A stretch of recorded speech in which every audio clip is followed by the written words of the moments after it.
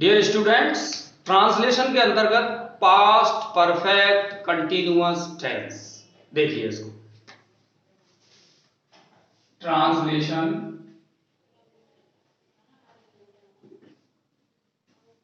Past perfect continuous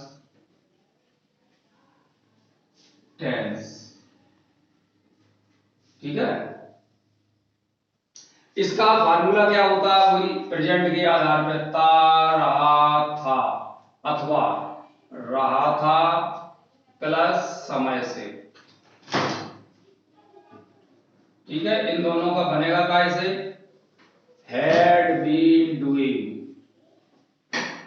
had been doing, ठीक है। इसका ये फार्मूला है। डूइंग का मतलब क्या है? डूइंग का मतलब यहां पे क्या है? डूइंग का मतलब क्या है? यहां पे आईएनजी फॉर्म, क्लियर। तो डूइंग का मतलब आईएनजी वाली फॉर्म है। इसके बाद में अपन इसका आप सीधा सीधा ट्रांसलेशन देखेंगे और उसमें कुछ है ही नहीं। ये ध्यान रखना कि हैड डन पास्ट का पास्ट हमने बताया था, तो हैड बीन डूइंग भी पास्ट का पास्ट है, यानी कि डिड का पास्ट क्या होगा? हैड डन, और वाज डूइंग का पास्ट क्या होगा? Had been doing, clear. तो ये चीजें अपन टेंस में भी समझेंगे, क्लियर। मोर अबाउट पास्ट में इसको लेंगे अपन, ठीक है।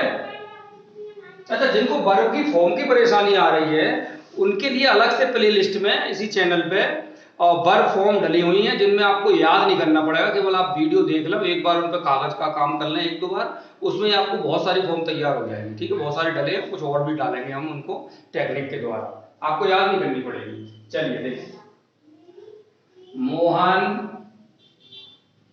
सुबह से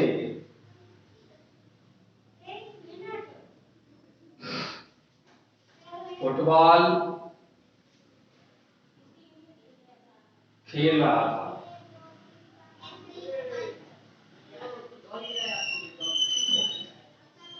मोहन सुबह से फुटबॉल खेल रहा था। सबसे पहले क्या आएगा? सब्जेक्ट, फिर हैड बीन डूइंग, डूइंग के लिए यहां क्या लगा? खेल, खेलना, तो प्ले, तो क्या हो जाएगा? Had been playing. तो देखिए क्या हो जाएगा? Mohan had been playing, clear. फिर समय से पहले सिंस फॉर अपन ने बताया था, प्रेजेंट परफेक्ट कंटिन्यूअस टेंस में बताया था सिंस फॉर का प्रयोग, वही वाला प्रयोग यहां होगा। सुबह से स्टार्टिंग टाइम दिया है तो सिंस फॉर आ जाएगा, क्लियर।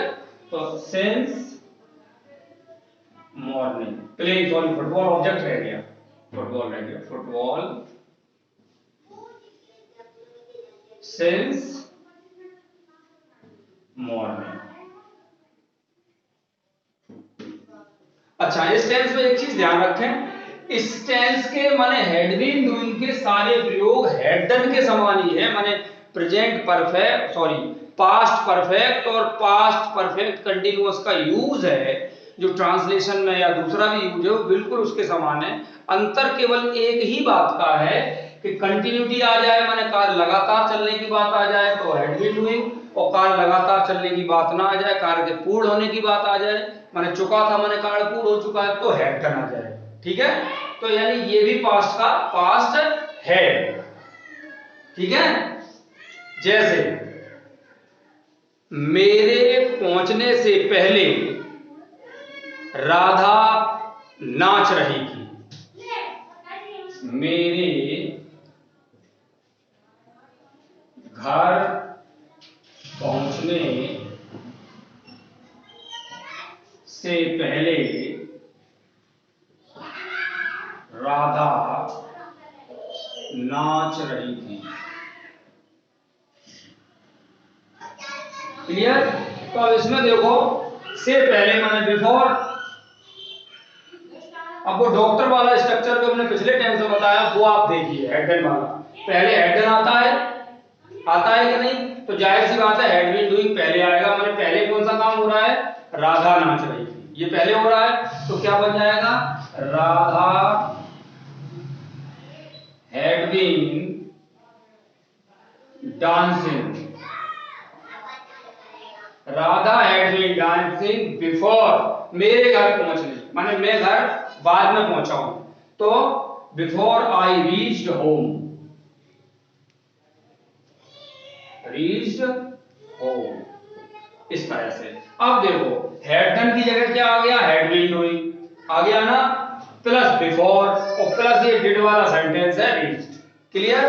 तो हैड डन और हैड बीन डूइंग के प्रयोग में कोई खास अंतर नहीं है, केवल कंटिन्यूटी का अंतर है और कोई बात नहीं, सारे प्रयोग समान है। ठीक है, थैंक यू।